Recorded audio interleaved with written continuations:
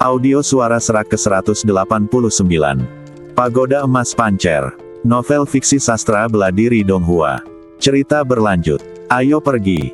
Perintah Xiao Nunu, lalu memimpin menuju saluran transmisi di depan. Yan Ying, Ye Suhe, Guan Rengui dan lainnya mengikuti. Beberapa dewa perang dari Akademi Suci Abadi Fana dan 5 jenius dari Istana Bintang Taiyi mengikuti dari belakang. Setiap orang yang masuk ke saluran transmisi langsung melompat ke udara dan lolos dari gravitasi bumi.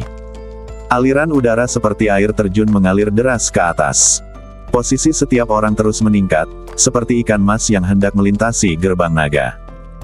Yi Xiangqing, Lu Chan, Yao Qingzi, Wen Qin, Jia Xiu dan yang lainnya memandang orang-orang di lorong itu, seolah-olah mereka sedang melihat diri mereka sendiri ketika mereka masih muda.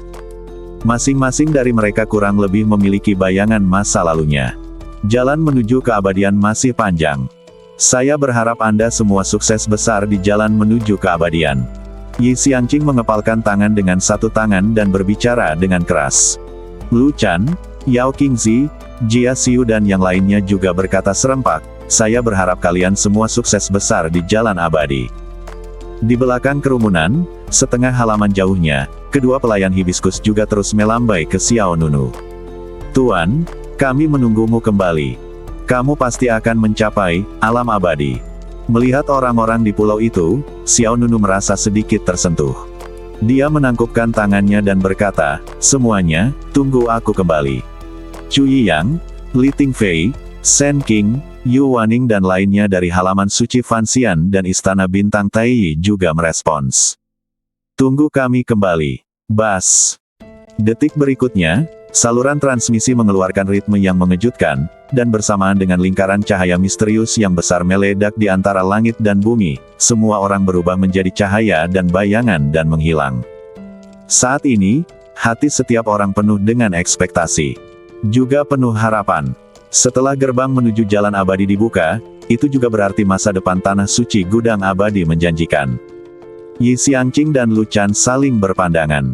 Yang terakhir berkata, cepat. Dan selesaikan rekonstruksi biara suci abadi Fana. Lalu kita juga akan pergi ke jalan abadi untuk mencobanya. Yi Xiangqing tertawa, tidak masalah, kamu juga harus memanfaatkan waktu dan memindahkan Istana Bintang Taiyi di sini. Ayo. Lu Chan berkata, kembali dan lakukan sekarang. Yi Xiangqing tersenyum, dan kemudian memerintahkan jalan abadi untuk ditutup. Kamu bisa menutup lorong itu. Ya, Yao Qingzi dan Wen Qin mengangguk. Saat ini, suara cepat datang dari atas. Dekan Yi Xiangqing, Tuan Istana Lu Chan, tunggu sebentar. Hoa. Detik berikutnya, seberkas cahaya jatuh dari langit. Segera setelah itu, beberapa sosok muncul di pulau kosong ini. Pemimpinnya jelas adalah penguasa Balai Tiangong, Fang Sengchang.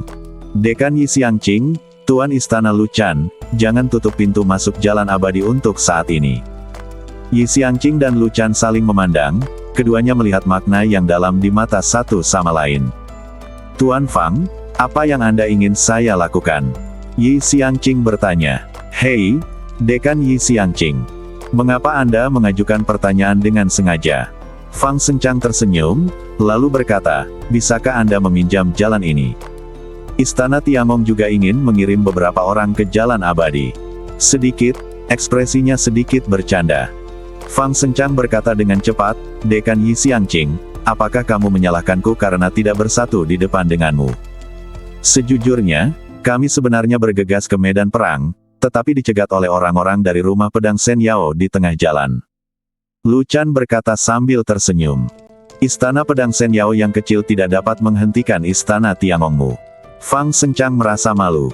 Sejujurnya, ketika saya mendengar bahwa Zhan Zun, Yu Huang dan Pan Gui memasuki situasi tersebut, reaksi pertama saya adalah melarikan diri, tetapi pada akhirnya kami memilih untuk tetap tinggal. Akademi Suci Abadi telah dimulai. Kami telah memasuki tahap tengah dan akhir, dan kami tidak akan dapat menerobos dengan momentum kuat Mu Yitian untuk sementara waktu. Pada titik ini, Fang Sengchang menghela nafas tanpa daya. Kemudian, dia berkata lagi, aku malu untuk mengatakan bahwa jika bukan karena beberapa junior, aku tidak akan punya wajah untuk memohon padamu.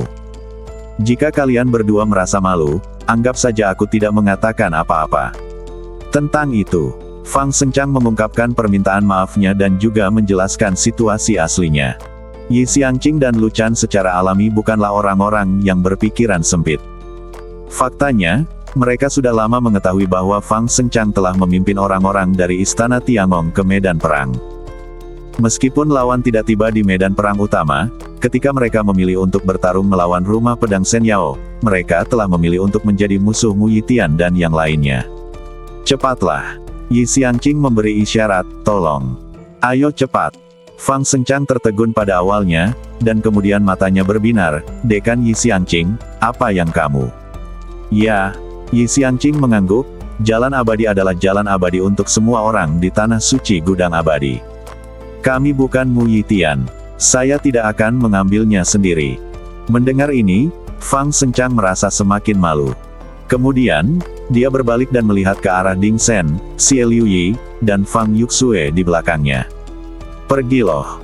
Sepanjang jalan menuju keabadian, peluang dan bahaya hidup berdampingan. Seberapa jauh Anda bisa melangkah tergantung pada keberuntungan Anda. Ding Shen, Xie Liuyi, dan Fang Yuxue semuanya tampak sangat serius, bahkan sedikit gugup. Tapi saya pasti sudah berpikir matang sebelum datang ke sini. Meskipun ada kepanikan di hati saya tetap mengambil langkah maju. Tuan, saya akan menjaga mereka dengan baik. Murid tertua Ding Shen berkata tanpa ragu-ragu.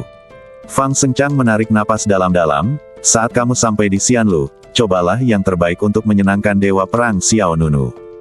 Jika tidak berhasil, kembalilah lebih awal.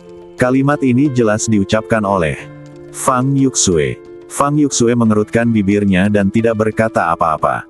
Setelah beberapa penjelasan sederhana, ketiga orang itu memasuki saluran transmisi. Saat pancaran cahaya seperti air terjun naik, sosok ketiga orang itu secara bertahap menghilang dari pandangan semua orang. Pada saat yang sama, di pulau lain yang jaraknya lebih dari 10 mil, Yu Daguanren melangkah ringan di atas pohon besar. Dia seringan burung layang-layang dan memandang ke depan dengan tenang. Jalan abadi terbuka. Sepertinya tidak akan lama lagi mereka dan aku bisa bertemu di tempat lain. Kemudian, tawa wanita keluar dari tenggorokan Yu Daguanren, premisnya adalah dia bisa bertahan di jalan abadi. Segera, separuh wajah Yu Daguanren berubah. Segera wajahnya menjadi setengah laki-laki, setengah perempuan. Suara pria itu berkata, saya pikir dia bisa melakukannya. Suara wanita itu bertanya, apakah Anda tahu asal-usul Dark Sky Phoenix? Yah, saya tahu asal-usulnya, tapi saya tidak tahu hubungan antara Xiao Nunu dan itu. Ada banyak rahasia dalam dirinya. Selain setetes darah Tian Huang, ada beberapa aura yang sangat kuat di badannya. Benar, bahkan salah satu auranya lebih baik daripada saat kita berada di puncak. Perjalanan menuju jalan abadi ini belum tentu mengungkap rahasia di baliknya. Saya yakin identitas dan latar belakangnya jelas tidak sederhana. Tunggu dan lihat. Lagi pula, tidak akan lama lagi Phoenix gelap kuno akan bangun. Di sisi lain, satu demi satu, cahaya dan bayangan melintasi kehampaan, seperti bintang es yang jatuh ke tanah, jatuh ke dunia yang belum pernah disentuh sebelumnya. Xiao Nunu, Yan Ying, Ye Suhe, semua orang dari halaman suci abadi Fana, dan Istana Bintang Tai berdiri di atas platform teleportasi kuno, memandangi dunia yang luas dan tak terbatas ini. Apakah ini, jalan abadi? Jalan abadi. Di tengah pegunungan yang bergulung-gulung. Xiao Nunu, Yan Ying, Ye Suhe, Yin Fengqi dan lainnya tiba untuk pertama kalinya. Bersama mereka ada beberapa mantan dewa perang dari Akademi Suci Abadi Fana, serta 5 jenius dari Istana Bintang Tai. Ini sangat bagus. Saya baru saja menemukan ginseng hantu, berusia 200 tahun. Benda ini sangat langka di tanah suci gudang abadi. Saya tidak menyangka akan menemukannya segera setelah saya datang ke tanah suci. Jalan abadi. Hahaha. Pembicaranya adalah seorang pendekar pedang. Li Tingfei berdandan, memegang tanaman obat sambil pamer ke Chu Yiyang di sebelahnya. Saat aku mengumpulkan beberapa bahan obat lagi dan bahkan menyempurnakan Sang Qingdan, tingkat kekaisaran, aku akan mampu menerobos kaisar kehidupan abadi selangkah lebih maju darimu. Pada saat itu, Posisi keduamu dalam daftar pembunuhan manusia adalah milikku. Oh, aku hampir lupa, penguasa dunia bawah sudah mati, dan kami berdua ada dalam daftar orang yang akan dibantai. Untuk memperebutkan tempat pertama, hehe. Chu Yiyang menggelengkan kepalanya sambil berjalan, mengapa kamu menatapku? Bukankah lebih baik kamu menantang Dewa Perang Xiao Nunu secara langsung? Kalahkan dia, jangan bicara tentang membunuh daftarnya. Orang pertama bisa langsung menjadi orang pertama di Tanah Suci Gudang Abadi. Cih, Li Tingfei memutar matanya, aku tidak boleh melupakan niat awalku. Saat ini, Shen King, yang mengenakan gaun hijau, juga berjalan mendekat. Kalian kembali. Apakah kalian mendapatkan sesuatu? Hei, ginseng hantu 200 tahun, bagaimana denganmu? Shen King tersenyum tipis, rumput kering 300 tahun. Hah, apakah kamu sangat beruntung? Mata Li Tingfei membelalak, dan dia segera bertanya, apakah kamu tidak bertemu monster yang menjagamu? Bertemu dengan 2 monster kaisar tingkat tinggi. Dia hampir memiliki kekuatan untuk mencapai alam kaisar tingkat ke-7, tetapi dia dikalahkan olehku. Jawab Shen King. Li Tingfei mengangkat bahu, sungguh menyedihkan. Aku bertemu orang jahat sepertimu. Shen King tidak bisa berkata-kata. Saya tidak membunuh mereka, saya hanya mengambil rumput kering. Ayo pergi. Saatnya kembali dan bertemu Dewa Perang Xiao Nunu dan yang lainnya. Shen King mengangguk dan tidak berkata apa-apa. Puncak gunung yang menjulang tinggi. Xiao Nunu memandang dunia yang luas dan tak terbatas ini. Yang lainnya kembali satu demi satu. Xiao Nunu, kita kembali. Mari kita lihat hal baik apa yang kutemukan. Yanying melompat ke sisi Xiao Nunu, lalu membuka telapak tangannya dan memperlihatkan batu berkilau. Xiao Nunu bertanya dengan bingung, apa ini? Ye Suhe, yang berada di samping Yanying, menjawab, kami juga tidak tahu, tapi ini mengandung kekuatan spiritual yang sangat kaya. Benarkah? Di sini, batu ini hanya seukuran ibu jari Anda, bagian dalamnya sangat jernih, dan Anda dapat merasakan bahwa batu ini mengandung energi yang cukup banyak tanpa perasaan apapun. Ketika para pejabat kembali, Jiang Jinyu, Yin Fengqi dan lainnya juga datang. Jalan abadi memang penuh dengan harta karun. Saya menemukan beberapa rumput spiritual dan bahan untuk memurnikan senjata di hutan terdekat. Kata Jiang Jinyu sambil berjalan. Beberapa jenius dari Istana Bintang Tai dan beberapa dewa perang dari Akademi Suci Abadi Fana kembali satu demi satu. Dewa Perang Xiao Nunu, kami berpatroli dan menemukan beberapa orang di barat daya. Haruskah kita pergi ke sana dan melihat? Yu Yuanhui lah yang berbicara. Yu Yuanhui adalah generasi ke-6 Dewa Perang dari Akademi Suci Abadi Fana, dan dia juga yang tertua di tim. Dalam satu putaran senioritas, Yu Yuanhui pasti bisa dianggap sebagai sosok level veteran. Yu Yuanhui sepertinya berusia 30-an, tetapi usia sebenarnya jauh lebih tinggi dari itu. Semua orang mencari harta karun kemana-mana, tapi Yu Yuanhui sedang mengamati daerah sekitarnya. Oke. Bagaimanapun, ini adalah pertama kalinya semua orang datang ke Jalan Abadi, dan area ini cukup misterius bagi semua orang. Hal pertama adalah mencari tempat tinggal. Segera, semua orang mulai bergerak ke arah barat daya. Sekitar setengah jam, semua orang tiba di tempat yang disebutkan oleh Yu Yuanhui. Dilihat dari kejauhan, itu adalah bangunan yang mirip dengan kamp. Begitu Xiao Nunu dan rombongannya mendekati kamp, terdengar suara angin kencang. Ups, itu adalah anak panah. Anak panah itu sangat cepat dan tiba di depan semua orang dalam sekejap. Ada penyergapan, kata Li Tingfei, lalu dia bergegas keluar, menghunus pedangnya, dan memukul anak panah. Bang! Sebuah energi besar meledak, dan anak panah itu segera terlempar. Pisau panjang di tangan Li Tingfei juga mengeluarkan suara mendengung yang kacau. Qiang! Melihat ini, ekspresi semua orang di belakang sedikit berubah. Tidak sulit untuk melihat bahwa anak panah yang baru saja ditembakkan sangatlah kuat. Bagaimanapun, Li Tingfei telah mencapai alam kaisar tingkat ke-9, dan hanya selangkah lagi dari kaisar Ming Abadi. Tidak banyak orang di Tanah Suci Gudang Abadi yang dapat membubarkan energi pedangnya. Siapa kamu? Pada saat ini, suara wanita yang jelas terdengar. Hoa! Seorang gadis muda muncul di depan semua orang. Gadis itu berkulit putih, kuncir kuda tinggi, rompi dan baju besi ringan di bagian atas badannya, rok pendek dan sepatu bot tempur kulit binatang di bagian bawah badannya. Dia memiliki pisau pendek yang tergantung di pinggangnya, dan busur panjang di tangannya. Dan panah kayu di punggungnya. Tabungnya terlihat bersih, hidup dan cerah. Namun, pada saat ini, dia memandang Xiao Nunu dan kelompoknya dengan hati-hati, sepertinya dia tidak bisa dianggap enteng. Itu perempuan, biarkan aku menipunya. Yin Fengqi menawarkan diri dan melangkah maju. Detik berikutnya, dia ditarik kembali oleh Guan Rengui. Kamu ingin Mah Tei, bukan? Sepertinya kamu adalah seorang master yang telah memasuki alam kaisar. Kamu, seorang alam Grandmaster, akan dipenggal kepalanya. Kepale, Yin Fengqi berkata pada saat ini. Terlintas dalam benakku bahwa ini adalah jalan abadi, bukan tanah suci gudang abadi. Hehe. Li Tingfei berkata sambil tersenyum, kakak, di mana orang dewasamu? Paman, izinkan aku menanyakan sesuatu padamu. Bah, siapa yang kamu panggil adik perempuan? Gadis itu tampak jijai dan menunjuk ke semua orang dengan busur panjang di tangannya. Jangan pergi, aku tidak akan sopan. Setelah mendengar ini, senyum Li Tingfei memudar setengahnya. Aku bilang begitu, bukankah itu terlalu kasar, gadis kecil? Kita hanya ingin menanyakan sesuatu, bukankah kita harus menolaknya? Gadis itu mensibir, oke. Kamu boleh bertanya apapun yang kamu mau, asalkan kamu bisa mengalahkanku. Kalau begitu, pergilah sejauh mungkin, jangan diam di sini. Li Tingfei langsung marah. Tanpa menunggu Xiao Nunu berbicara, Li Tingfei mengangkat pisau panjang di tangannya, kamu bilang begitu.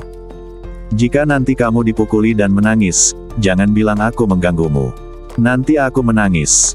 Jawab gadis itu. Kalau begitu kamu harus hati-hati, paman, aku akan mengambil tindakan. Li Tingfei tidak ragu-ragu dan langsung melancarkan serangan. Ups! Ia terlihat seperti hantu dan bergerak secepat kilat. Kiang! Dengan lambaian pisau panjang, rasanya seperti bulan gelap yang menderu. Jejak keterkejutan muncul di mata gadis itu. Dia tidak menyangka Li Tingfei akan secepat itu. Namun, dia tidak panik. Saat pedang itu menyerang, gadis itu melompat dan menghindar tinggi ke langit. Detik berikutnya, sebuah anak panah terbang keluar dari tempat anak panah di belakang gadis itu. Dia menangkap anak panah itu dengan mantap, merangkai busurnya, dan bergerak dengan lancar. Panah aliran bintang. Bibir merahnya sedikit terbuka, dan dia berteriak dengan dingin. Whoosh! Lingkaran aliran udara menyebar, dan anak panah seperti meteor terbang menuju Li Ting di bawah. Li Tingfei juga sama terkejutnya. Dia tidak menyangka gadis itu akan merespon secepat itu. Tebasan bulan gelap. Li Tingfei mengayunkan pedang hitam tajam ke atas. Duar. Cahaya pedang bertabrakan dengan panah, menyebabkan akibat yang hebat. Gadis itu mensibir, masih ada lagi. Dia melihat semua anak panah terbang keluar dari tempat anak panah di belakangnya. Dia mengambil satu demi satu anak panah, membuka busurnya terus-menerus, dan terus menembak. Duar, duar, duar. Dalam sekejap, lebih dari selusin anak panah ditembak jatuh. Setiap anak panah seperti bintang yang menembus kehampaan, mengandung kekuatan yang menakutkan. Ekspresi Xiao Nunu, Yan Ying, Chu Yiyang dan lainnya sedikit berubah. Kekuatan gadis ini tidak boleh dianggap remeh, dan tidak kalah dengan Li Tingfei sedikit pun. Mata Li Tingfei memantulkan cahaya anak panah yang menyerang. Kamu ingin mengalahkanku sekarang. Kamu terlalu naif. Setelah mengatakan itu, Li Tingfei memegang pisau di tangan kirinya dan mengambilnya dari udara dengan tangan kanannya. Cici. Dengan cahaya hitam seperti kilat, pisau lurus yang dipadatkan dengan kekuatan spiritual tiba-tiba muncul di tangannya. Segera, Li Tingfei menyerang dengan dua pedang, nyata dan virtual yang saling terkait, menciptakan bayangan pedang di seluruh langit. Bang! Bang! Bang! Anak panah itu ditembakkan satu demi satu, dan pertahanan Li Tingfei sempurna dan tanpa celah. Di depan mata semua orang, energi pedang mengalir dengan bebas, kekuatan panah tersebar, dan tabrakan yang indah sangat mempesona. Saat panah terakhir diblok oleh Li Tingfei, dia sudah menunjukkan senyuman bangga. Dia memandang gadis di langit di depannya dan berkata, kamu kalah, adikku. Gadis itu marah dan kesal. Dia mengulurkan tangan untuk menyentuh tabung anak panah di belakangnya, hanya untuk menemukan bahwa tidak ada anak panah di tabungnya. Dia hanya meletakkan tangannya di tangannya. Tidak menyenangkan lagi, kata gadis itu dengan marah. Kamu tidak boleh kalah. Li Tingfei tersenyum lebih bahagia. Dia langsung menyebarkan pedang spiritual di telapak tangan kanannya dan terus menangkap busur panjang yang terbang itu. Tetapi pada saat ini, hembusan angin kencang tiba-tiba menerpa wajahnya, dan gadis yang berada puluhan meter sedetik yang lalu muncul dari udara tipis di sisi kanan Li Tingfei. Kamu baru saja kalah. Suara gadis itu mencapai telinganya. Li Tingfei lengah dan langsung dipukul oleh lawannya. Bang! Aku akan pucat. Li Tingfei diserang dari depan, mendarat telentang, dan kemudian jatuh dengan keras ke tanah.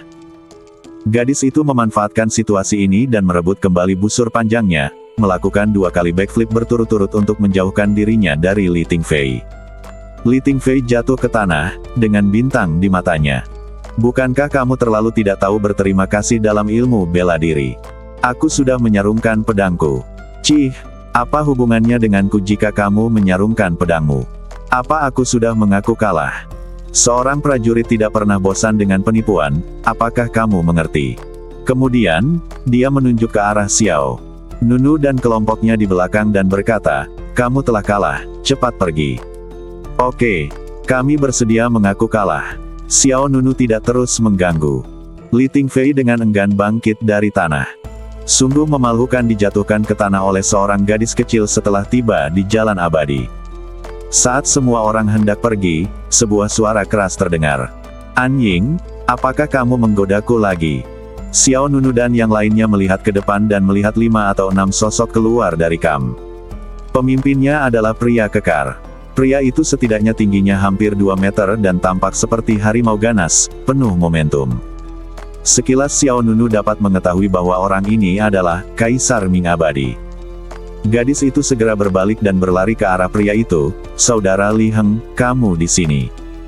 Orang-orang ini datang dari sumber yang tidak diketahui, jadi saya menghentikan mereka untuk datang ke kamp kami. Pria kekar bernama Li Heng memandang Xiao Nunu dan partainya. Ini semua adalah wajah-wajah yang asing. Aku bertanya-tanya mengapa kamu ada di sini. Melihat pihak lain bertanya secara aktif, Xiao Nunu segera berjalan maju bersama yang lain. Xiao Nunu, aku baru saja datang ke Xianlu hari ini. Aku hanya ingin bertanya tentang situasi di sekitar. Aku tidak punya niat lain. Dari mana asalmu? Tanah suci Xianxiong.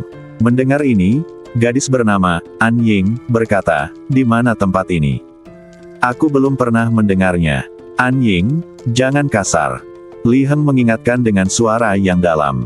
Gadis itu mengerutkan bibirnya lalu berdiri di samping.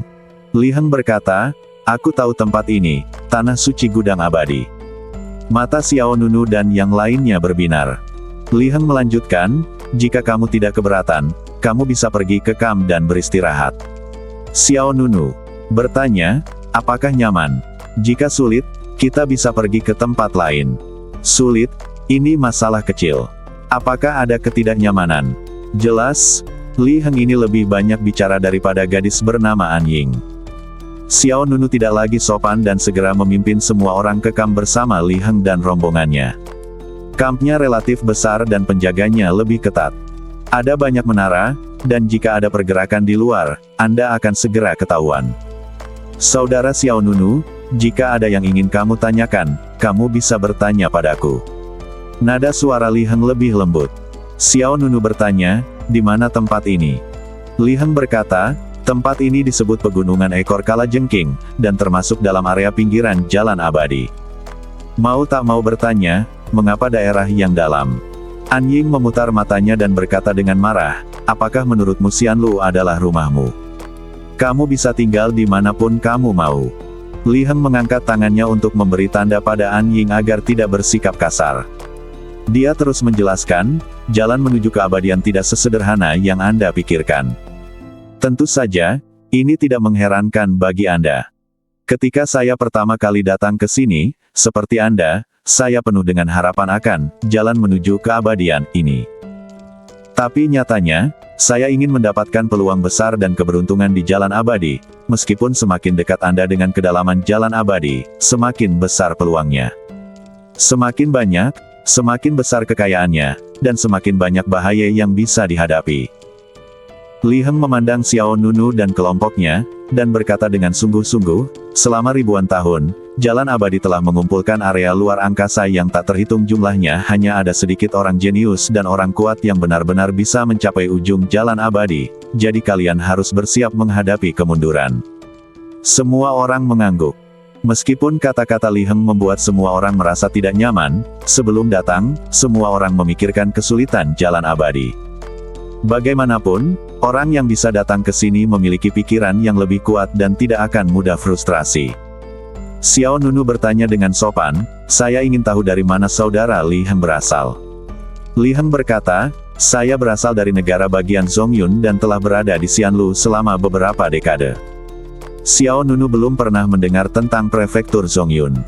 Namun, saya juga menerima beberapa informasi dari perkataan pihak lain tadi, yaitu, ada banyak orang kuat dari berbagai bidang dan benua berkumpul di jalan abadi.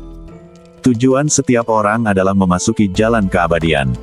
Kemudian, semua orang menanyakan beberapa pertanyaan satu demi satu, dan Li Heng juga menjawabnya satu persatu.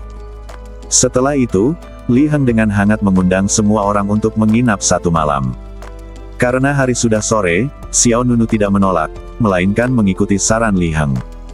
Li Heng dengan antusias mengatur tempat peristirahatan untuk Xiao Nunu dan rombongannya, dan berkata bahwa jika kamu butuh sesuatu, kamu bisa menemuinya. Xiao Nunu dan rombongannya hidup nyaman, tapi ini juga membuat An Ying sangat marah.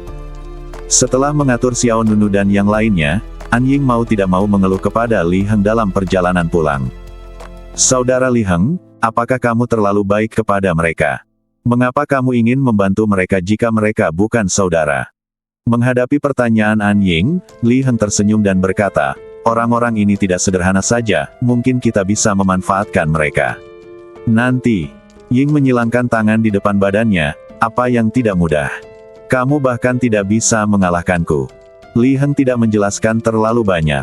Dia berkata, "Kamu dapat terus berpatroli di luar. Aku pergi ke pemimpin dan membawa begitu banyak orang. Saya masih harus melapor kepada pemimpin." "Ya, aku mengerti." Segera, An Ying melarikan diri sendirian. Li Heng berjalan melalui jalan utama kamp dan tiba di area pusat kamp. Akhirnya, dia memasuki tenda yang cukup mengesankan. Ketua. Setelah Li Heng memasuki ruangan, dia melihat beberapa orang sedang mendiskusikan sesuatu. Pemimpin pria itu mengenakan jubah yang indah, matanya dingin dan tegas, dan ada sedikit tanda mendominasi di alisnya. Orang ini adalah pemimpin yang disebutkan Li Heng, dan namanya adalah Zhao Yuanhui. "Li Heng, kamu datang tepat pada waktunya." Zhao Yuanhui melihat Li Heng dan segera berkata, "Kami baru saja memperkirakan bahwa area penambangan yang kami temukan 2 hari lalu diperkirakan mampu menambang sekitar 100.000 batu peri." "Mata Heng, benarkah? Ini adalah hal yang bagus." Zhao Yuanhui tertawa datar, "Apakah itu bagus atau tidak, saya tidak tahu pasti. Lemaknya terlalu besar, dan mudah diambil olehnya. Orang lain datang ke sini dengan mencium aromanya." Li Heng segera memahami kekhawatiran Zhao Yuanhui. Dia ragu-ragu dan berkata, "Alangkah baiknya jika kita dapat mengirim lebih banyak orang." Zhao Yuanhui berkata, "Di mana kita bisa mendapatkan tenaga kerja? Jumlah orang di kamp hanya 100. "Wah, aku benar-benar tidak berani menyentuh potongan lemak ini dengan gegabah," kata Li Heng, "tetapi jika aku menunggu terlalu lama, orang lain akan sampai di sana lebih dulu. Disinilah saya berada dalam dilema. Ketua, saya baru saja menerima beberapa orang. Mereka adalah pendatang baru dari Tanah Suci Gudang Abadi. Mungkin saya bisa meminta bantuan mereka." Pendatang baru. Setelah mendengar ini, Zhao Yuanhui menunjukkan ekspresi terkejut di wajahnya. Beberapa orang di dekatnya tidak bisa tidak saling memandang. "Apakah kamu yakin kamu pendatang baru? Bukan mata-mata yang dikirim oleh tim lain?" Li Heng menggelengkan kepalanya, "Saya telah berada di Jalan Xian selama beberapa dekade. Saya dapat melihat sekilas apakah mereka baru saja tiba. Saya mengobrol lama dengan mereka, dan saya dapat memastikan bahwa mereka tiba di Jalan Xian belum lama ini. Zhao Yuanhui bertanya, sejak saya baru tiba, seberapa kuatnya? Apakah akan sulit bagi mereka untuk mengemban tugas-tugas penting? Li Heng berkata, orang-orang ini tidak sederhana, salah satu dari mereka memiliki kekuatan seperti gadis Anying, dan pemuda yang bertanggung jawab mungkin tidak kalah dengan saya dalam hal ini. Budidaya. Mendengar ini, Zhao Yuanhui mengangguk. Li Heng adalah seorang kaisar abadi. Dan dia adalah kaisar kehidupan abadi dengan 2 tulang abadi. Di seluruh Kam, kecuali pemimpin Zhao Yuanhui, Li Heng memiliki tingkat kultivasi terkuat. Oleh karena itu, apa yang dikatakan pihak lain masih memiliki bobot yang cukup besar. Oke, kalau begitu kamu uji dulu. Jika mereka mau, kami akan mempekerjakan mereka secara gratis. Jika mereka tidak mau, kami akan memikirkan cara lain. Ya, Li Heng mengangguk, aku akan pergi ke sana besok pagi. Sekarang sudah gelap, biarkan mereka istirahat sehari dulu. Kamu bisa mengurus ini. Dia merasa lega saat Li Heng melakukan sesuatu. Lokasinya di sisi barat camp. Xiao Nunu, Yan Ying, Yin Fengqi dan yang lainnya semuanya ditempatkan di kamar masing-masing. Harus dikatakan bahwa setiap orang merasa relatif santai setelah diperlakukan seperti ini pada malam pertama di Xianlu. Di kamar Xiao Nunu, perabotannya sederhana. Tempat tidur, meja kayu, 2 bangku kayu, dan sepanci air, itu saja. Lilin di atas meja berkedip-kedip, dan lampu di ruangan itu berkedip-kedip.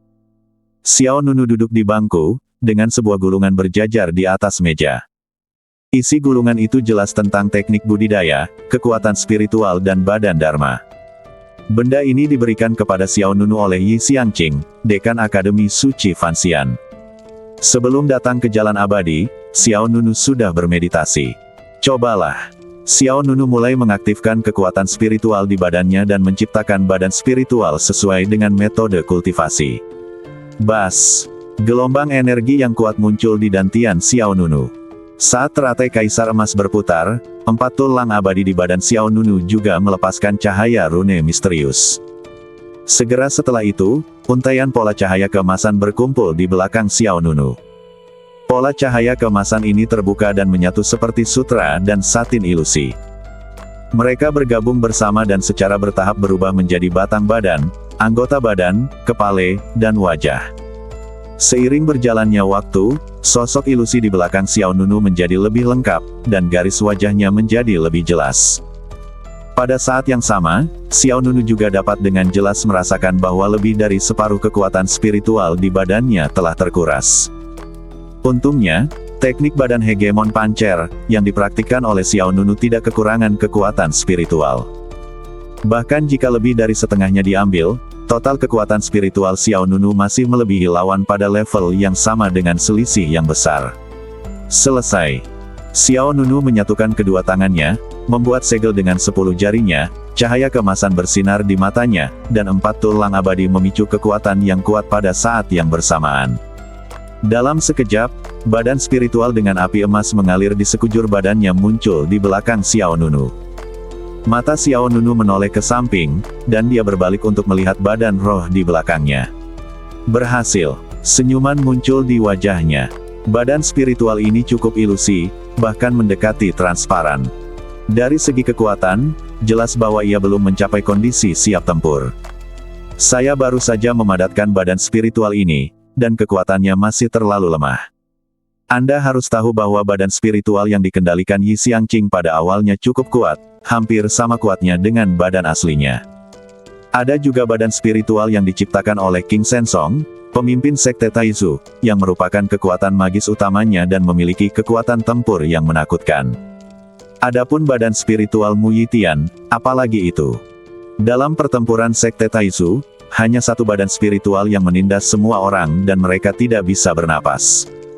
Jika Nan Lian tidak membuka segel badan iblis bawaan dan secara paksa meluncurkan pembalikan, tidak akan terjadi apa-apa. Oleh karena itu, Xiao Nunu baru saja memulai pengembangan kekuatan spiritual dan badan hukum. Dibutuhkan banyak waktu untuk menjadikan badan spiritual Anda dalam bentuk pertempuran. Kamu tidak bisa melawan, tapi kamu bisa menggunakan badan rohmu untuk menyelidiki dan melakukan perjalanan. pikir Xiao Nunu, dan segera mengendalikan badan rohnya untuk terbang keluar ruangan. Fiuh! Badan roh itu bersinar seperti seberkas cahaya kemasan. Ia pertama di seluruh kamp. Dari penglihatan badan spiritual, Xiao Nunu dengan jelas melihat situasi di sekitar kamp. Kemudian, Xiao Nunu mengendalikan badan rohnya untuk terbang ke bawah. Dia melihat kamar semua orang diterangi lampu, dan dia juga bisa mendengar Yin Fengqi kembali ke pejabat dan Jiang Jinyu membual dan mengobrol. Persepsi badan spiritual masih tergolong kuat, hampir sama dengan badan induk. Dan ia juga bisa menyembunyikan nafasnya sendiri seperti halnya badan utamanya. Fiuh! Segera, badan spiritual Xiao Nunu melintas di atas pohon besar yang berdaun. Badan spiritualnya berdiri di atas pohon, seperti hantu di malam yang gelap. Di bawah pohon, Yanying dan Ye Suhe sedang berayun dengan santai. Apakah kamu benar-benar bertanya pada Xiao Nunu hari itu apakah kamu ingin menyentuh kakimu? Ya, bukankah kamu memintaku untuk bertanya? Xiao Nunu sedang bingung saat itu. Hahaha. Ye Suhe tertawa keras, kamu menertawakanku begitu keras, aku sangat pengecut. Kamu masih mengatakan itu. Aku sedikit malu, dan aku menyesalinya setelah mengatakannya. Kata Yanying. Ye Suhe mengangkat alisnya sedikit, apa gunanya merasa malu? Jika dia ingin menyentuhnya, biarkan dia menyentuhnya. Wajah Yanying memerah, dan dia dengan cepat menggelengkan kepalanya, Xiao Nunu bukan orang seperti itu. Belum tentu begitu. Gadis kecil yang cantik, belum lagi pria dewasa, bahkan tidak bisa menahan wanita sepertiku. Kemudian, Ye Suhe menunjukkan senyuman nakal, dan dia melihat ke arah Yanying yang panjang tanpa celah. Kaki. Yanying tidak bisa berkata-kata. Dia melompat keluar dan mendarat di tanah seringan kupu-kupu. Aku tidak akan bermain denganmu lagi. Aku akan kembali beristirahat. Jika Xiao Nunu tahu aku bergaul denganmu lagi, dia akan marah. Xiao Nunu di sebelah kiri, Xiao Nunu di atas kanan, lihat tatapan bingungmu. Ye Suhe juga melompat dari ayunan. Dia menyilangkan tangan di depannya dan berkata pada dirinya sendiri, meskipun aku tidak ingin dekat dengannya seperti sebelumnya, terkadang aku masih mau tak mau ingin menikamnya 2 kali. Kenapa?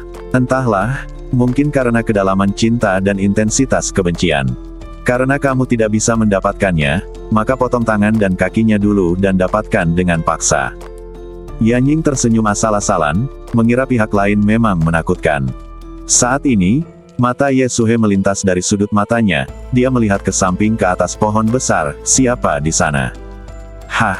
Yanying tanpa sadar mengangkat kepalanya. Tapi, tidak ada apapun di atas pohon besar itu. Yanying bertanya dengan bingung, ada apa? Apakah ada orang? Ye Suhe memiringkan kepalanya, sedikit bingung, sepertinya ada, tapi aku tidak yakin. Yanying berkata, kalau begitu kamu pasti membuat kesalahan. Mungkin, kembali. Sudah larut, hampir waktunya istirahat. Segera, Ye Suhe dan Yanying kembali ke kamar mereka. Di balik pohon besar, badan spiritual Xiao Nunu bersandar di pohon, dan auranya tertahan. Aku hampir ketahuan. Sepertinya aku perlu menginvestasikan lebih banyak pelatihan dalam mengendalikan kekuatan spiritualku. Meskipun aku tidak bermaksud untuk berbicara dengan mereka, masih akan sedikit memalukan jika aku ketahuan dalam hal ini. Situasi. Lupakan, kembalilah. Xiao Nunu segera memanggil badan spiritualnya kembali. Bagaimanapun, ini adalah kamp orang lain. Jika Anda menggunakan kekuatan spiritual Anda sesuka hati, saya khawatir hal itu akan menimbulkan kesalahpahaman yang tidak perlu. Hoa! Cahaya kemasan menyapu kembali ke kamar Xiao Nunu, dan badan spiritual melintas di belakang Xiao Nunu. Xiao Nunu awalnya ingin menguji seberapa jauh jangkauan badan spiritual ini, tetapi setelah memikirkannya, dia menyerah. Segera, Xiao Nunu melambaikan tangannya, dan badan rohaninya menghilang. Malam yang damai dan tenang. Keesokan paginya, Li Heng datang lebih awal. Saudara Xiao Nunu, apakah kamu cukup istirahat tadi malam?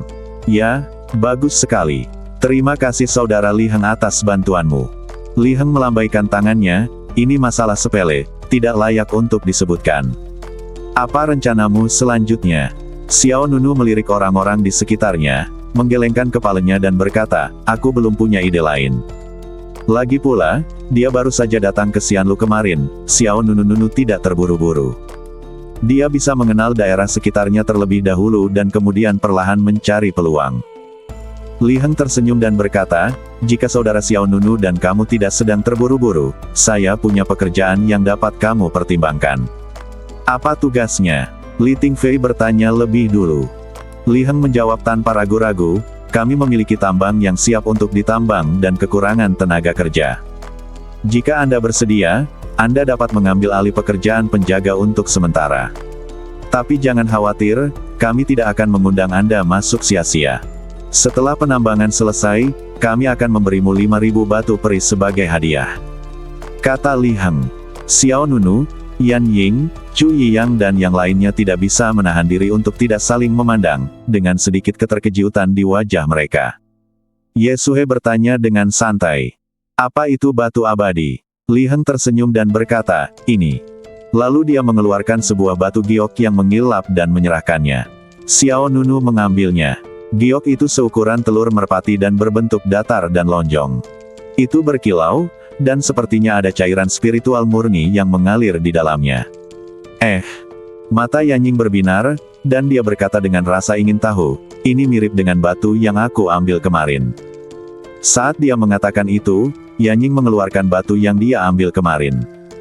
Batu itu seukuran ibu jari, juga jernih dan mengandung energi spiritual yang kaya. Li Heng melirik batu di tangan Yanying, tersenyum dan berkata, ini juga merupakan batu abadi, tapi itu hanya pecahan. Yanying mengangguk, itu dia. Li Heng terus menjelaskan, batu abadi itu bisa dapat digunakan sebagai mata uang, dan juga dapat digunakan sebagai mata uang. Dapat digunakan sebagai barang habis pakai untuk mendapatkan kekuatan spiritual. Di jalan abadi, Anda dapat menukarkan batu abadi dengan sumber daya budidaya lainnya, dan itu setara dengan uang Anda. Xiao Nunu mengangguk, lalu mengembalikan batu abadi di tangannya. Li Heng, berapa lama waktu yang kamu butuhkan untuk menyelesaikan penambangan? Tidak akan lama, paling lama 20 hari. Dia berhenti sejenak dan kemudian berkata, Saudara Xiao Nunu, sejujurnya, harga yang kami berikan sebenarnya sangat adil. Jika menurut Anda kurang, saya dapat menyebutkannya kepada pemimpin dan memberi Anda sedikit lebih banyak. Dia mengangkat tangannya sedikit dan berkata, tidak, tekan saja tangan saudara Li Heng, ayo kita lakukan. Mata Li Heng berbinar dan dia menggenggam tangannya. Kalau begitu, terima kasih saudara Xiao Nunu dan semuanya atas bantuanmu. Kamu harus bersiap dulu. Aku akan datang dan menyuruhmu pergi ke area penambangan nanti. Xiao Nunu mengangguk. Setelah berkata, oke. Li Heng pergi lebih dulu. Setelah pihak lain pergi, semua orang mulai menggaruk-garuk kepala. Bukankah 5.000 batu abadi terlalu sedikit? Dengan jumlah kita yang begitu banyak, harga rata-rata hanya beberapa lusin yuan. Banyak. Yu Yuan Hui, generasi kelima dewa perang dari Akademi Suci Abadi Fana, berkata, nilai batu abadi masih sangat tinggi, terutama bagi para biksu yang telah memasuki tingkat kaisar. Energi spiritual terkandung dalam sepotong batu abadi dapat digunakan beberapa kali. Ya dewa, lusinan batu peri bisa bertahan selama beberapa bulan dalam keadaan normal. Li Tingfei menoleh untuk melihat Yu Yuan Hui. Yang terakhir memutar matanya, kita semua berada dalam kelompok yang sama, mengapa saya harus membantu orang luar untuk menipu rakyat kita sendiri? Itu benar, semua orang baru saja tiba, dan sejujurnya, tidak ada yang tahu gagasan tentang nilai batu abadi. Ada dua alasan mengapa Xiao Nunu setuju dengan Li Heng. Alasan pertama adalah dia ingin tinggal beberapa hari lagi. Lagi pula, jika dia tinggal di sini, dia bisa bertanya pada Li Heng tentang apa saja pelan-pelan. Untuk satu alasan, mari kita membalas Li Heng karena telah merawatnya kemarin. Meskipun ini bukan bantuan yang besar, bagi Xiao Nunu, yang harus membalas budi, dia tentu tidak akan menolaknya jika dia bisa membantu. Kalau begitu tinggallah lebih lama lagi. Tidak ada tempat yang lebih baik untuk dikunjungi sekarang. Semua orang mengangguk dan segera tidak berkata apa-apa lagi. Setelah beberapa saat, Li Heng kembali. Setelah menanyakan Xiao Nunu dan rombongannya apakah mereka sudah siap, dia memimpin tim keluar dari kamp. Nantinya, semua orang sampai di area penambangan. Area penambangan terletak di dalam lembah dan dikelilingi pegunungan yang bergulung-gulung. Saudara Xiao Nunu, seseorang harus dijaga ketat di keempat arah area penambangan. Anda bertanggung jawab atas area antara barat dan selatan. Tidak peduli siang atau malam, seseorang selalu perlu berpatroli di area ini. Jika ada masalah ditemukan, segera beritahu kami. Li Heng mengeluarkan peta area penambangan dan menunjuk bola balik kedua area di atas. Xiao Nunu mengangguk, "Saya mengerti." Li Heng tersenyum. Meskipun dia dan Xiao Nunu baru saja bertemu, dan Xiao Nunu juga masih sangat muda, Li Heng merasa bahwa pihak lain adalah orang yang sangat stabil. "Oke, kalian kenali dulu daerah sekitarnya, dan aku akan mengatur tempat lain." "Ya, segera." Li Heng memimpin tim ke arah lain lembah. Seorang Ying sedang berjalan di samping Li Heng dengan busur panjang dan anak panah di punggungnya, wajahnya penuh ketidakpuasan. "Saudara Li Heng, kamu menyerahkan tugas penting seperti itu kepada sekelompok orang luar, apakah mereka dapat diandalkan? Kirim lebih banyak orang untuk tinggal di sana." Li Heng menjawab, "Tidak apa-apa, menurutku saudara Xiao Nunu dapat dipercaya." "Bukan. Kita baru saja bertemu kemarin, kamu mengenal orang-orang tetapi tidak mengetahui isi hati mereka. Bahkan aku memahami kebenaran yang begitu sederhana." An Ying mengerutkan bibirnya. Li Heng tersenyum tipis, "Jangan khawatir. Saya akan menemuinya dari waktu ke waktu." An Ying masih sedikit gelisah, dia berkata, "Lebih baik memanggil semua pemimpin di sini. Lagi pula, saya tidak percaya orang-orang ini sangat banyak." Li Heng berkata, "Pemimpin harus tetap di camp dan tidak boleh pergi kecuali dalam keadaan khusus. Tentu saja untuk menjaga. Pikirkanlah, bagaimana jika musuh memanfaatkan ini dan mencuri kemah kita? Ada begitu banyak orang, di mana kita bisa tinggal. Oke, jangan terlalu banyak berpikir. Kami benar-benar tidak memiliki cukup tenaga saat ini. Kalau tidak, saya tidak akan bertanya pada saudara Xiao Nunu dan yang lainnya. Karena mereka bersedia membantu, jangan curiga." An Ying tidak berkata apa-apa lagi. Apa? Meskipun dia masih meragukan Xiao Nunu dan partainya, sebenarnya tidak ada cara yang lebih baik saat ini. Setelah penataan Li Heng selesai, pekerjaan penambangan akan segera dimulai. Seiring berjalannya waktu, sebuah tambang yang mirip dengan sumur secara bertahap muncul di tengah lembah. Pintu masuk tambang menghadap ke langit, memancarkan suasana gelap. Dan di bawah tambang, ada lorong yang lebih dalam. Li Heng dan An Ying mendapatkan sesuatu setiap hari, dan senyuman di wajah mereka menjadi semakin kaya dari hari ke hari.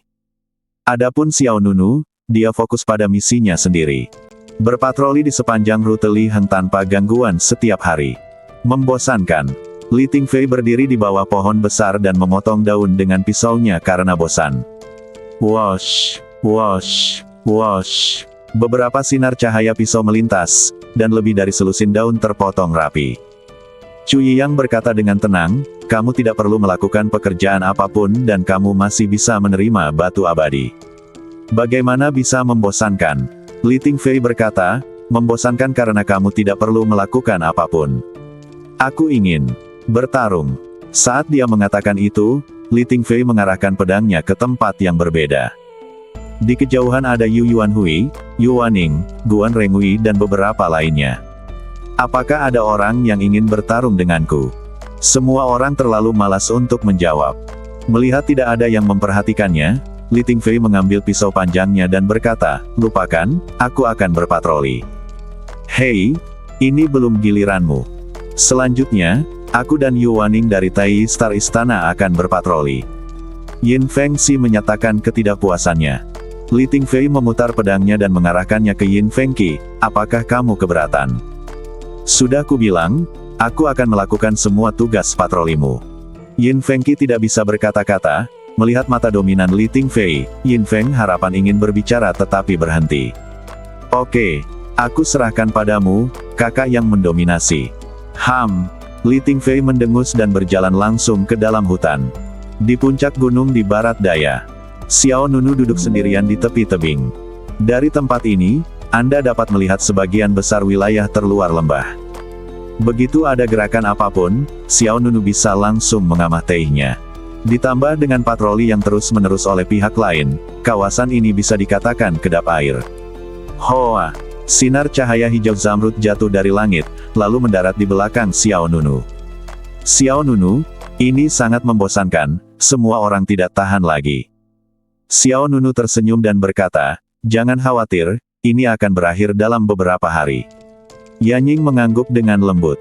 Dia baru saja hendak berjalan ke arah Xiao Nunu dan duduk, ketika tiba-tiba, sosok lain muncul.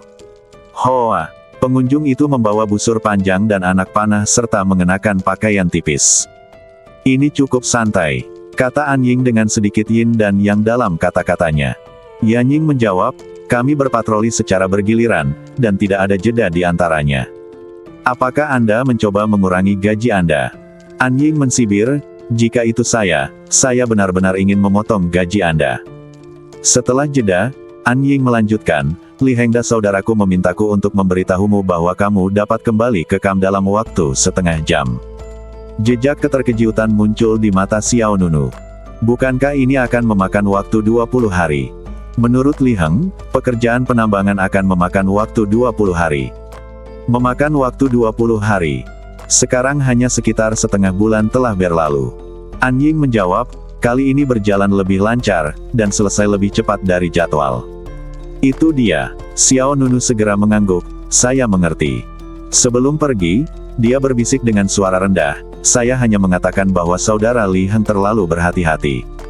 Tidak masalah apakah Anda menginginkan orang-orang ini atau tidak. Lebih baik kali ini, Anda tidak melakukan apapun dan kalah 5.000 batu peri sia-sia. Setelah itu, An Ying terbang menjauh. Jelas sekali, dia merasa bahwa 5.000 bunga batu abadi ini tidak sepadan, dan sangat tidak berharga. Jelas tidak terjadi apa-apa, itu semua karena Li Heng terlalu berhati-hati. Xiao Nunu dan Yan Ying tentu saja mendengar keluhan An Ying. Mereka saling memandang dan tidak bisa menahan senyum satu sama lain. Lagi pula kami akan segera berangkat, jadi tidak ada yang perlu dikatakan. Mari kita bertemu semuanya. Xiao Nunu berdiri. Yan Ying mengangguk patuh, oke. Namun, pada saat ini, duar, angin dingin tiba-tiba menyapu dunia. Kemudian, warna dunia berubah, gunung-gunung berguncang, dan kemudian, ledakan dahsyat aura menyelubungi langit di atas lembah. Yan Ying mengerutkan kening, dan dia menatap Xiao Nunu dengan gugup, Xiao Nunu. Xiao Nunu sedikit menyipitkan matanya, dan berkata dengan suara yang dalam, itu tidak terduga, tapi ada kecelakaan. Duar. Gunung-gunung berguncang, burung-burung beterbangan, dan aura kuat tiba-tiba menyelimuti seluruh lembah. Untuk sesaat, semua orang di area penambangan terkejut, dan ekspresi serius muncul di wajah semua orang. Li Heng mengerutkan kening, dan sambil berlari ke depan, dia berteriak kepada semua orang di area pertambangan, cepat, ada keadaan darurat, cepat bersiap untuk perang, cepat. Semua orang menghentikan apa yang mereka lakukan, mereka semua berkumpul bersama. Hahaha, kali ini, tawa wanita kurus terdengar dari kehampaan. Meski saat itu siang hari, tawa itu tak kuasa membuat bulu kuduk berdiri. Kemudian, tawa itu menjadi semakin keras, dan bahkan semakin dekat ke telinga semua orang. Detik berikutnya, sebuah sedan berkapasitas 8 orang tiba-tiba muncul di langit. Kursi sedan itu didekorasi dengan sangat cerah dan dilapisi dengan zamrud dan permata. Sebelum orang-orang di bawah sempat bereaksi, sedan itu terbang langsung menuju lembah di bawah. Selama pergerakan, perisai spiritual yang kuat muncul di sekitar sedan. Ekspresi Li Heng berubah, dan dia segera mengeluarkan pedang lebar dan mengingatkan semua orang, hati-hati. Duar. Terdengar suara keras yang mengejutkan, dan kekuatan besar menghantam tanah riyuntuh, dan gelombang udara bergulung, bersama dengan tumbuh-tumbuhan di segala arah. Berubah menjadi bubuk, kecuali Li Heng dan beberapa orang, semua orang terjatuh ke tanah. Ekspresi Li Heng berubah lagi, dan dia menatap kursi sedan itu dengan sangat serius. Siapa itu? Hahaha. Arus udara yang kacau menyebar, dan tirai sedan terbuka, memperlihatkan seorang wanita menawan yang setengah terbaring di dalam. Wanita ini memancarkan aura aneh dan memiliki rambut panjang berwarna biru. Dia terlihat seperti manusia tapi bukan manusia, hantu tapi bukan hantu. Semua orang telah bekerja keras akhir-akhir ini, tolong serahkan semua batu peri itu. Mendengar ini, hati semua orang menegang. Li Heng mengepalkan pedang lebar di tangannya, jika kamu menginginkan batu abadi, itu tergantung apakah kamu memiliki kemampuan. Setelah mengatakan itu, Li Heng mengepalkan gagang pedang dengan kedua tangannya, dan miliknya badannya berputar membentuk lingkaran, dan lengannya langsung menyelesaikan persiapannya. Tebasan es. Tanpa ragu-ragu, Li Heng menebas dengan pedangnya, dan energi pedang segera berubah menjadi es, membentuk kekuatan tebasan yang hebat. Tanah di sepanjang jalan langsung tertutup lapisan es, dan energi pedang tajam menyapu. Dengan bunyi, bang, sedan cantik itu langsung terbelah menjadi beberapa bagian. Namun, meskipun pedang Li Heng sangat memahtekkan, wanita menawan itu tidak rusiak sama sekali. Dia mendarat dengan ringan di atas batu besar di belakangnya, dengan senyum lebar di wajahnya. Jika kamu merusiak kursi sedanku, kamu tidak hanya perlu membayar untuk batu abadi. Saat wanita itu selesai berbicara, satu demi satu sosok yang mengancam dan ganas bergegas keluar dari hutan di belakangnya. Jari wanita penggoda itu dengan ringan menyentuh mulutnya, lalu menunjuk ke depan. Bunuh semua gadis imut ini. Ya, orang-orang di belakang mereka bergegas keluar tanpa mengucapkan sepatah kata pun. Bunuh. Serahkan batu peri itu dan tinggalkan seluruh mahiyatmu. Menghadapi musuh yang tampak seperti sekawanan serigala, Li Heng juga sangat marah. Jika kamu menginginkan batu abadi, mari kita lihat apakah kamu memiliki kemampuan. Setelah itu, Li Heng mengayunkan pedangnya yang lebar dan menamparkan musuh yang sedang bergegas. Segera, kedua kelompok orang itu bergegas bersama. Cahaya pedang dan bayangan saling terkait pada saat ini. Pedang lebar di tangan Li Heng meletus dengan aura es yang kuat, dan energi pedang yang dihasilkannya sangat mendominasi. Mereka yang terkena akan terbunuh di tempat atau dibekukan oleh udara dingin. Wanita berambut biru yang menggoda itu tersenyum sinis, dan dia menghindar dan bergegas ke pertempuran dengan sangat gesit. Hoa! Dia memimpin dan melintas di depan seorang pria muda, mengulurkan jarinya dan meraih leher pria itu. Oh, kenapa kamu mempertaruhkan nyawamu hanya demi 100.000 batu peri? Kata wanita itu sambil tersenyum licik. Kemudian, terdengar bunyi, klik. Dan sebelum pemuda itu sempat bereaksi, tenggorokannya dipotong. Kedua orang yang berada tak jauh dari situ kaget dan marah saat melihat ini. Penyihir, jika kamu berani membunuh saudaraku, aku akan bertarung denganmu. Penyihir, Mah Tei. Wanita berambut biru itu tidak mengelak, tapi ada kilatan di matanya, dan detik berikutnya, dua tentakel tajam terbang dari belakangnya. Kedua tentakel ini tipis dan panjang, seperti tombak terbang yang bisa ditekuk, dan kecepatan serangannya secepat kilat. His! Ci! Sebelum mereka berdua bisa mendekati wanita berambut biru itu, merekalah yang pertama kali menembus jantungnya. Penyihir! Mereka berdua membuka mata lebar-lebar dan mata mereka hampir pecah. Wanita berambut biru itu tersenyum lebih bahagia. Dia membuka tangannya, dan dua tentakel ramping mengangkat keduanya ke udara.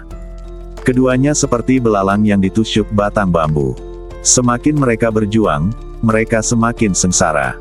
Melihat teman-temannya dibunuh satu demi satu, mata Li Heng terbakar amarah. Dia menamparkan beberapa musuh satu demi satu, dan kemudian bergegas menuju wanita berambut biru itu. Penyihir, hentikan. Hei, apakah kamu merasa kasihan pada saudaramu? Sekarang, aku akan mengembalikannya padamu. Segera, dua tentakel ramping terayun satu demi satu, dan kedua orang itu memukul Li Heng seperti karung pasir. Ekspresi Li Heng berubah, awalnya dia ingin menghindari mereka, tapi sebagai saudara, dia masih menangkap dua orang yang terbang itu satu demi satu. Tapi ini juga memberi kesempatan pada wanita berambut biru itu.